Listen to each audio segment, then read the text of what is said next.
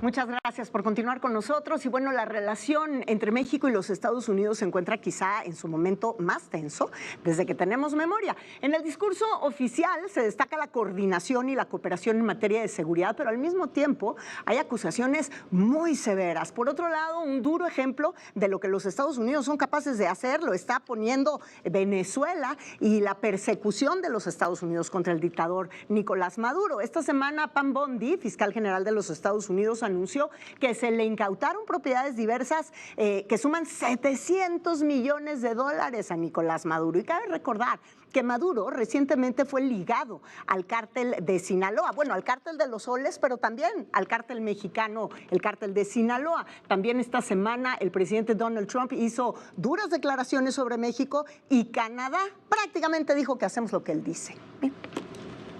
And Mexico does what we tell them to do, and Canada does what we tell them to do, because we had the two borders. We have the northern border, southern border, and they were both horrible. Y con esta declaración abrimos el debate respecto a la relación que estamos teniendo con los Estados Unidos. ¿Hay coordinación realmente o es una obligación ante las circunstancias? Le doy la bienvenida a Federico Dorin, diputado federal por el Partido Acción Nacional. Bienvenido. Gracias, Arturo Ávila, de Morena, bienvenido. Gracias, Rubén Moreira, nuevamente. A todas y a todos. ¿Cómo estás, Juanpa? Bueno, pues le seguimos. Antes de comenzar, yo quisiera, Arturo, preguntarte, ¿qué opinas tú de las declaraciones que dio? Digo, porque también vamos a tocar el tema de la reforma electoral, de las declaraciones del saliente presidente del Senado, diciendo que cómo les vamos a hacer caso, si hacemos lo que... Entonces, ¿para qué son los foros? ¿Para qué son las discusiones? Digo, entre legisladores, ¿qué opinan de una declaración así? A ver, yo te daré el punto de vista del grupo parlamentario en la Cámara de Diputados. Nosotros coincidimos en que cualquier iniciativa de ley debe de construirse deseablemente con el resto de los grupos parlamentarios. Tendría que ser con obligadamente, un debate, deseablemente, ¿no? Digo construirse porque hay una mayoría que tiene nuestro grupo parlamentario y podría sin duda tomar la determinación de no tomar en cuenta este tipo de determinaciones, pero me parece que eso no es deseable. Lo deseable es escuchar, por supuesto, la opinión que tienen el resto de los grupos parlamentarios. ¿Se equivocó Fernández Noroña? Pues me parece que nosotros, por lo menos en la Cámara de Diputados, tenemos la opinión de que debe de escucharse a todas las corrientes políticas.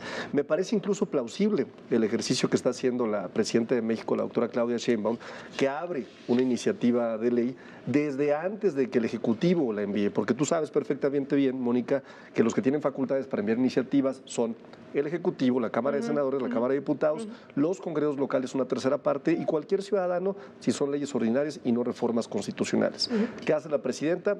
Grupo interdisciplinario, se va a abrir a foros, vamos a invitar a legisladoras, legisladores, académicos, constitucionalistas, vamos a crear una iniciativa de ley que podamos presentar a principios del próximo año y entonces iniciará el proceso legislativo, donde participan ¿quiénes? Los grupos parlamentarios de otros partidos. Nos decía Mariana Benítez la semana pasada que se va a hacer un diagnóstico donde no se toma en cuenta a la oposición, Rubén. Desde hace 48 años siempre ha sido la oposición o los partidos opositores o la realidad opositora o la sociedad opositora la que impulsa las reformas. ¿Qué nos preocupa? Que en estos momentos lo que está sucediendo en el país no es ni siquiera regresar al presidencialismo anterior, sino mover el centro de las decisiones de este país hacia Morena y quien controle estatutaria o meta estatutariamente Morena. ¿Y a qué nos referimos? Donde se cocinan las candidaturas de la Corte, pues en Morena con los acordeones, ¿no? Y lo vimos porque ese fue el resultado, por cierto, muy pobre. Y por cierto que de esa reforma no se habla, no obstante que tenemos elección concurrente. En tiempos de López Portillo, que fue candidato único, pues él mismo se dio cuenta que no tenía legitimidad. Y entonces él personalmente recibió a 3 líderes opositores, no los que tenían más respaldo en la sociedad, porque en ese momento era Acción Nacional como opositores, sino los más significativos: Demetrio Vallejo, Valentín Campa y Arnoldo Martínez Verdugo. No llevaron a Pablo, por cierto, y les dijo: vamos a legalizar el Partido Comunista Mexicano para evitar en ese momento pues la insurgencia nacional que había con la guerrilla. De ahí para acá todo ha sido, como inicié comentando, siempre con los opositores, siempre con la sociedad opositora. ¿Qué nos preocupa? Pues que esa comisión presidencial es todo lo contrario a esto, es el gobierno haciendo una iniciativa de ley electoral que anticipó es para su beneficio, porque las 3, 4 cosas que señaló la señora Presidenta de la República, más Pablo Gómez, que fue todavía mucho más allá, más la soberbia de Noroña, ahí tengo que reconocer que Ricardo Monreal ha sido muy moderado y muy institucional, eso hay que reconocerlo. Pero los otros están exactamente al lado contrario. Y cuando manda una iniciativa a la Presidenta, nadie le mueve nada en la Cámara de Diputados ni en la Cámara de Senadores. Ni siquiera se corrigen las faltas gramaticales y ortográficas de sintaxis, eso me queda muy claro. Y lo que adelantaron ellos, pues es no un retroceso, es esta parte de destruir la democracia, demoler la democracia y llevar el centro de decisiones a un partido. Y eso pues no está bien. Y si alguien ha legitimado muchas veces como oposición al partido en el poder, pues ha sido el PAN por años. Federico, ¿qué opinas tú? Yo opino varias cosas. La primera es que no debes de tomar ni tú ni nadie en serio lo que diga el mequetrefe Fernández de Noroña. Segundo, reitero lo que dije la semana anterior. Es una cortina de humo. El tiempo me dio la razón, as usual. ¿Qué dijo el inútil de Pablo Gómez? Que en octubre presentaban las encuestas, que los resultados en enero, ¿no? O sea, no tiene nada más que algo para distraer la narcopolítica, Adán Augusto, la barredora, que están metidos hasta el tronco con el narco, este video que hice público, Octavio Leal Moncada, el de la columna armada, ¿no? Pedro J. Méndez en Tamaulipas, pidiendo el voto para los acordeones judiciales de Morena, ¿no? Impulsado por Tania Contreras Larios, vaya, desfachetes. Pero vamos a ver, déjame retomo 2 cosas de las que dijo Rubén, que sí hay que tomarlo en serio. Una, en esa mesa del PAN estuvieron Francisco José Paoli Bolio, Fernando Samano, pero también estuvieron don Eberto Castillo y que todavía está con vida, Graco Ramírez. Esas mesas es importante el diagnóstico. ¿Por qué? Porque las encuestas mendaces de octubre y el diagnóstico de enero es sin la oposición, ni siquiera vamos a opinar en los temas, ni siquiera en el índice, ni siquiera en la... A ver, Juan Pablo, ni siquiera en la metodología de si está bien o no formulada la pregunta. ¿Qué preguntar? La oposición no puede aportar una sola pregunta, no puede opinar de la metodología. Bueno, si solo se va a preguntar lo que quiere Morena, como quiere Morena y a quien quiere Morena, con los encuestadores de Morena, no, bueno, pues ya sabemos el adefesio que va a salir de ahí. Entonces, no nos distraigamos en eso. Yo puse aquí la semana pasada y no me ha podido refutar absolutamente nadie, como Claudia Sheinbaum. Con el plurito de la autoridad, los 5 áreas del Instituto Electoral de la Ciudad de México. Una, la de equidad de género y paridad para vulnerar los derechos de las mujeres en la ciudad, y la de fiscalización. Ahí nomás, eso es lo que ellos entienden por austeridad, y eso ya pasó. No tengo yo que ser pitonizo para decir qué van a hacer. Eso ya lo hizo la señora Sheinbaum en la Ciudad de México. Y más allá del tema de la parte técnica, también, Arturo, la composición de este Consejo Presidencial para la reforma electoral sí parece ser mucho más político que técnico. Y hablaban de Pablo Gómez y la historia que puede tener Pablo Gómez en la parte del conocimiento electoral de nuestro país, pero el hecho de que esté ahí Jesús Ramírez, el hecho de que esté ahí José Merino y otro tipo de personajes, sí parecería ser que es un elemento y tiene un elemento mucho más político que un elemento técnico de conocimiento en profundidad del tipo de reforma electoral que requiere el país, si es que requiere en estos momentos. El decreto es muy claro y el decreto abre la posibilidad de que participen varios actores. La parte del grupo interdisciplinario, pues es un grupo interdisciplinario del Poder Ejecutivo. No sé qué tanto les espanta, hombre, estamos abriendo la iniciativa para que se discuta. Lo que pasa es que lo que sí les duele y lo que ya no quieren es que les quitemos la posibilidad de que personajes como Ricardo Anaya, un personaje acusado de actos de corrupción graves, que vivió en Estados Unidos en el exilio para que no lo metieran a la cárcel, lleguen de pronto al Senado como si nada hubiera pasado, sin tocar puertas. Ellos quieren seguir teniendo muchos plurinominales. ¿Qué otra cosa no quieren? Que se reduzca el presupuesto. Oye, fíjate, curioso, Morena tiene el mayor presupuesto y aún así pensamos que es mucho presupuesto. ¿Por qué no quieren? Pues porque saben perfectamente bien que van a perder muchos privilegios que han tenido durante mucho tiempo. Pero ¿sabes de qué no quieren hablar realmente? O sea, ¿dónde está el punto? Y por eso hablan de esto y del otro, del fracaso del modelo del PRI y del PAN. Se acaba de anunciar por el INEGI que sacamos a 13.4 millones de mexicanas y mexicanos de la pobreza, a 2 millones de la pobreza extrema, mientras que en el gobierno de Felipe Calderón aumentaron 3.8 millones. Y en el gobierno de Peña Nieto alcanzó el máximo histórico, 55 millones con un incremento de 4 millones. Hemos demostrado por qué el pueblo de México está con nosotros a pesar de lo que digan ellos y los comentócratas. Esa es una gran noticia, indudablemente, noticia. pero sin duda también sería una mejor noticia que estructuralmente estuviera sustentado para poderlo sostener. Y eso en el futuro no lo sabemos, Rubén. A ver, rápido. Hay una comisión presidencial que el decreto dice que preside la presidenta. Luego ella saca otro decreto diciendo que denega a un servidor público para que sea el presidente ejecutivo. Pablo Gómez no es servidor público. Esas comisiones no generan sueldo ni honorarios, por lo tanto, si lo hacen servidor público tendrá que tener otro trabajo y nos tendrá que decir qué hacen el otro trabajo. En esa comisión solamente votan los miembros del gobierno y podrán invitar a otras personas a la comisión con voz pero sin voto. Y podrán hacer foros y podrán hacer encuestas, ojalá y pongan la de bajar el IVA, por ejemplo. Pero hay otro problema. En la historia, los partidos opositores siempre han podido vetar a los interlocutores que pone el gobierno. Y el gobierno, bien era el PAN o bien era el PRI, aceptaron quitar a quienes eran incómodos por no demostrar rasgos democráticos según la oposición. Pero como muestra de que el diálogo iba a ser sincero. Y como muestra del diálogo, como dice Federico, y lo hicieron los del PAN y los del PRI, cuando se los a propuesta del PRD, del PRI o del PAN en su caso. ¿Qué nos preocupa? Morena dice, es que no quieren quitar el dinero. A ver, transparentemos el dinero.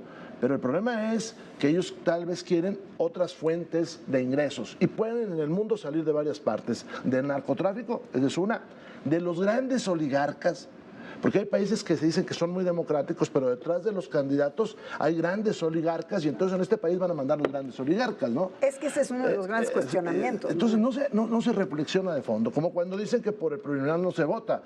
Caray, ¿no han leído la boleta por el otro lado? Y no ven cuando vamos en alianza, el voto en un cuadrito representa a los que están atrás y no representa incluso al que lo sigló. Me llama la atención que no vean eso. O cuando dicen, vamos a quitar los plurinominales. No, lo que quieren es quitar la representación proporcional, que les molesta. Por eso sacaron el 54% de los votos y sacaron con el 75% de los diputados. Y eso, pues hombre, es real. Ahora, en cuanto a la pobreza, tú dijiste algo muy importante, que es el hecho, y se sostiene estructuralmente, yo diría otro. ¿Y es cierto lo que dijeron? Te voy a decir por qué.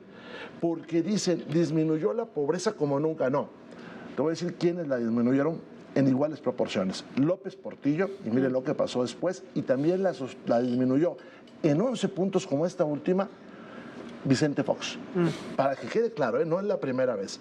Segundo, el ingreso de los mexicanos, según el INEGI, en 8 años subió 16%, 2.7% nada más anual. Porque el salario mínimo, que muy poca gente ganaba el salario mínimo formal, nada más benefició a 200,000 personas. Ahora, ¿qué me preocupa? Que la carencia en salud ha crecido enormidades. Con Peña teníamos 16% de gente en carencia en salud. Hoy tenemos como 45% en carencia en salud. Pero no nada más eso. Mónica, Juanpa, cambiaron las preguntas. Por ejemplo, hay una muy significativa. Antes le preguntaban, ¿usted tiene agua entubada? Y tú decías, sí o no. Ahora te preguntan, ¿usted cómo obtiene el agua? Y solamente tienes carencia de salud si dices, no, es que no la puedo obtener. Por eso, sin hacer una inversión en agua, el gobierno de López Obrador, resulta que la carencia bajó a la mitad. Eso es un fraude. Concluimos contigo, Federico. A ver, los dos temas. Y una conclusión. Empecemos por el primero.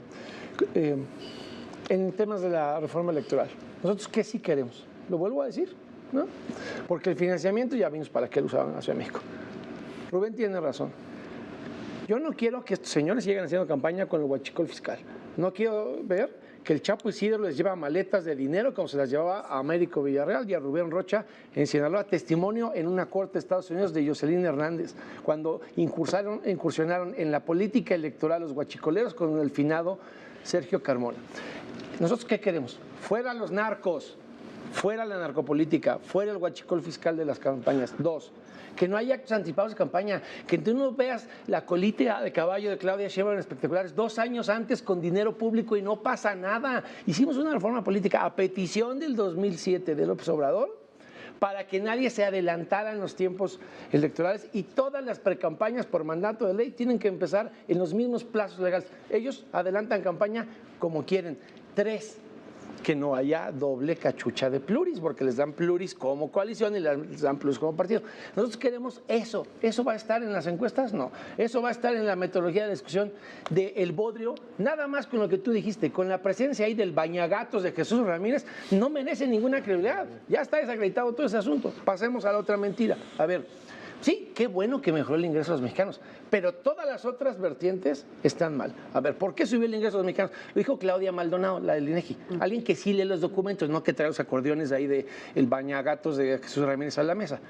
Porque las remesas, que no es un mérito de Andrés Manuel, y otras transferencias adicionales como el autoempleo, adicionales a los programas sociales, mejoraron el ingreso. Pero no se explica por los programas sociales, por eso no es permanente en el tiempo, porque aparte las remesas ya se están reduciendo. Entonces, ¿y qué dijo? El número de mexicanos que perdieron acceso a la salud pasó de 25 millones más. 25 millones más de mexicanos. 6 de cada 10 mexicanos se atienden en el sector privado. En Chiapas, lo decía Rubén en la Comisión Permanente, el 63% de los mexicanos en Chiapas no tienen acceso a la salud. Y decía Claudia Maldonado que de las vertientes que encuestaron, hay 6 temas en la ley de desarrollo social, 5 que se midieron. De esos que se midieron, cuando tú tienes 3 de esos derechos humanos en vulnerabilidad, estás en condiciones por abajo de cualquier estadía de bienestar. Hay 32 millones de mexicanos ahí. Entonces, ¿qué están diciendo? ¿Que subieron los ingresos? Sí, pero por remesas, por programas sociales y por otro tipo de transferencias como autoempleo de la informalidad. Y si tú no mejoras la salud, la seguridad social, la educación, el rezago subió del 30 al 34%. Si no mejoras todo lo demás, dicho por el mismo INEGI, estamos en condiciones de fragilidad social peores que las que teníamos al inicio del sexenio de López Obrador, excepción hecha de los ingresos. Me quedan 30 segundos para cada uno. 30 segundos. Sí. ¿Cuánto desprecio le tiene Federico, el PAN y el PRI al pueblo de México, no? Es curioso, porque al final de cuentas a nosotras y a nosotros, las y los políticos, las y los gobernantes, ¿quién nos califica? El pueblo de México. ¿Y quién votó mayoritariamente por Morena? El pueblo de México. Algo debemos estar haciendo bien. Y concluyo con esta idea. Federico, si quieres a los narcos fuera del gobierno, van a tener que desaparecer el PAN.